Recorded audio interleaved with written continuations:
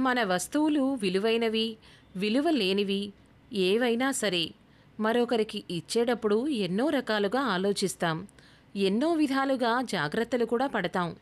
మరి మనసుని ఇచ్చేటప్పుడు మాత్రం కేవలం ఎమోషన్స్ మీదనే ఆధారపడితే లోతైన గాయాలు అవ్వకుండా ఉంటాయా?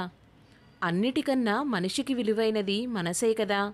దానిని అర్హత ఉన్నవారికిస్తే ఆనందం కలుగుతుంది, అనర్హులకు ఇస్తే ఆవేదనే మిగులుతుంది. అందుకే మనసు భద్రం. జీవితంలో ప్రశాంతంగా ఉండాలని కోరుకుంటే అర్హత ఉన్నవారికి, అర్థం చేసుకునేవారికే మీ ఎమోషన్స్ని, ప్రేమను వ్యక్తపరచండి. లేదంటే దానిని అడ్వాంటేజ్గా తీసుకొని మోసం చేయడానికి చాలామందే రెడీగా ఉంటారు. ఆలోచించండి. మరిన్ని వినిపించే కథల కోసం కథాపుస్తకం ఛానల్ని సబ్స్క్రైబ్ చేసుకోండి. లైక్ చేయడం మర్చిపోకండి.